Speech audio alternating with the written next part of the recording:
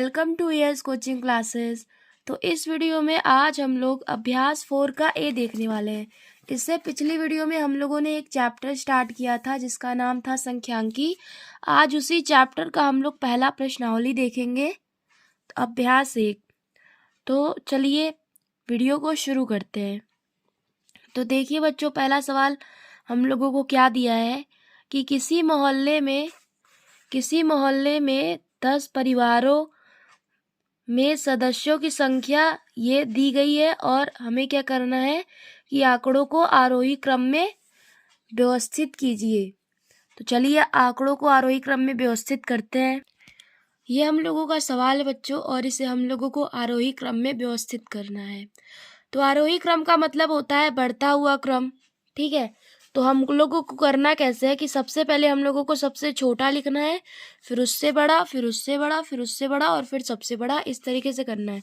तो इस पूरे में सबसे छोटा कौन सा है? ये 2 है, तो इसको लिख दीजिए पहले।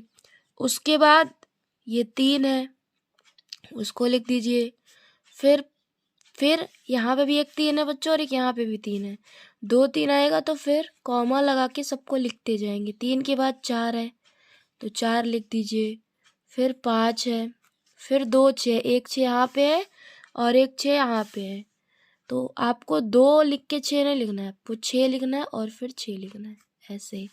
6 के बाद क्या है? 7 है और फिर बच्चों क्या है? 8 है। ये हो गया आपका आरोही क्रम। अब चलिए अगला सवाल देखते हैं। अगले सवाल में बच्चों आपको फिर से दिया है कि आंकड़ों को आरोही क्रम में लिखिए। पहला भी आरोही क्रम में ही लिखना था और दूसरा भी आरोही क्रम में ही लिखना है। तो इसको आप बच्चों घर से करेंगे। ये आपका HW है, ठीक है। कुछ भी नहीं करना है, बढ़ते हुए क्रम में लिखना है। सबसे पहले आपको सबसे छोटी संख्या लिखनी है, फिर उससे थोड़ी सी बड़ी, फिर उससे थोड़ी सी बड़ी और फिर सबसे बड़ी। इसी तरीके से लिखना है। जैसे मैंने आपको पहला नंबर कराया वैसे ही आपको दूसरा कर लेना है। अब तीसरा हम बताते हैं कि क्या है।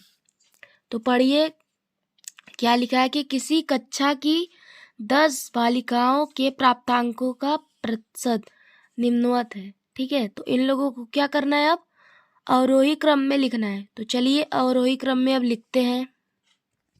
अवरोही क्रम का मतलब बच्चों होता है बढ़ता हुआ क्रम, घटते हुए क्रम में, ठीक है। घटते हुए क्रम का मतलब क्या है कि सबसे पहले आपको सबसे बड़ी संख्या लिखनी है। इसमें से जो सबसे बड़ी होगी आपको सबसे पहले वो लिखना है, उसके बाद उससे थोड़ा सा छोटा, फिर उससे थोड़ा छोटा, फिर सबसे छोटा। तो चलिए ढूंढिए इसमें सबसे बड़ी संख्या आपको कौन सी दिख रही है? ये 75। तो इसको क्या करेंगे? इसको सबसे पहले लिख देंगे। 75 के बाद उससे छोटा थोड़ा सा कौन है? 74 है, तो फिर 74 लिख दीजिए। उसके बाद उससे थोड़ा सा छोटा 73 है, तो 73 लिख दीजिए। उसके बाद 73 के बाद कौन है सबसे छोटा बच्चों? 73 के बाद ये है 67, इसको लिख दीजिए। उसके बाद क्या है? उसके बाद आपका बच्चों है 62, तो उसको 62 को भी लिख दीजिए। सबको लिखते वक्त बच्चों आपको कामा ज़रूर लगाना है। कामा लगाने के बाद ही सबको लिखना है। 62 के बाद क्या है? 61 है। 61 के बाद क्या है? 57 है, फिर 55 है आपका, फिर 42 है और फिर 33 है। ये आपका हो गया आरोही क्रम। हमेशा याद रखिएगा बच्चों कि आरोही क्रम मतलब होता है बढ़ते हुए क्रम में और अवरोही क्रम मतलब होता है घटते हुए क्रम में, ठीक है। चलिए अगला सवाल देखते हैं। अगले सवाल में हम लोगों को बच्चों यहाँ पे संख्या दी हुई है और हम लोगों को यहाँ पे बताया गया है कि हम लोगों को इसे अवरोही क्रम में लिखना है, ठीक है। और उसके बाद कितने व्यक्तियों ने 10 दिन से कम काम किया वो भी बताना है। तो चलिए इसको हम सॉल्व करके दिखाते हैं कि कैसे होगा।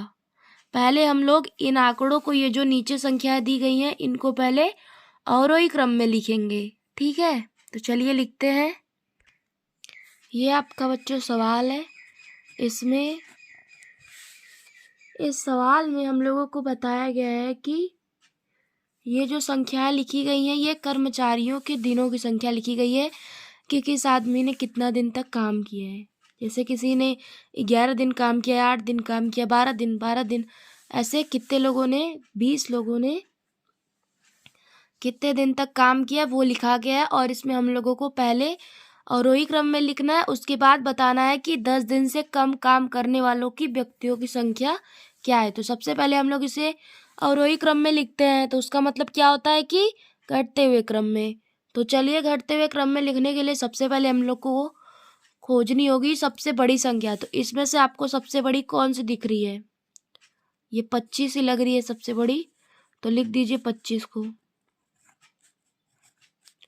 उसके बाद बच्चों 24 है, उसके बाद 21 है, 21 के बाद आपको बच्चों कौन सी दिख रही है?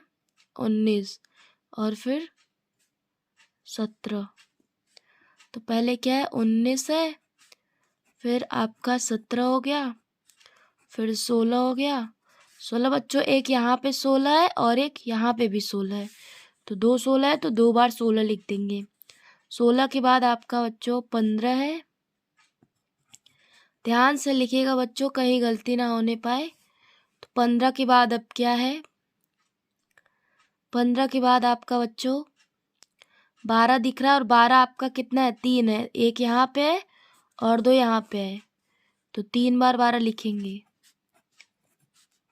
12 के बाद आपका 11 है, 11 2 है, एक यहाँ पे है और एक यहाँ पे है, तो 11 2 बार लिख दीजिए।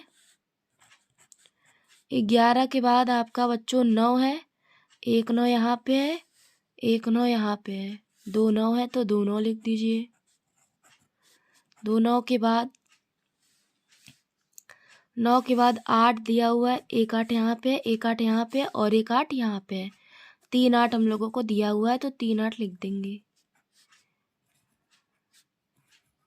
8 के बाद 7 दिया हुआ है बच्चों, एक ही 7 है शायद, हाँ एक ही 7 है, तो एक ही लिखेंगे 7। 7 के बाद क्या है? 7 के बाद हमारा बच्चों बस 7 के बाद 3 है। ठीक है, ये आपका हो गया अवरोही क्रम में। तो चलिए अब देखते हैं 10 दिन से कम कौन काम किया है। तो ये तो 11 दिन तक यहाँ तक है। इसके बाद इतने लोगों ने 10 दिन से कम काम किया है। यहाँ पे देखिए, यहाँ पे जो नंबर दिया हुआ है ये दिनों की संख्या है। ठीक है, तो इतने लोगों ने, कितने लोगों ने, चलिए गिनते हैं। 1 2 3 4, सॉरी ये आपका कॉमा है बच्चों, इसको नहीं गिनना है। 1 2 3 4 5 6 7, 7 लोगों ने, आप लोग लिख देंगे बच्चों से, 7 लोगों ने 10 दिन से कम काम किया है, कम काम किए। ये आपका हो गया सवाल। ठीक है, और आपकी ये प्रश्नावली भी हो गई ख़त्म। आपको बच्चों बस दूसरा नंबर सवाल घर पे करना है, और यदि नहीं आएगा तो आप कमेंट बॉक्स में कमेंट कर दीजिएगा। इससे नेक्स्ट वीडियो में हम लोग इसकी नेक्स्ट प्रश्नावली 4 का P देखेंगे। तब तक के लिए आप इस प्रश्नावली को घर पे लगाइएगा। चलिए मिलते हैं नेक्स्ट वीडियो में।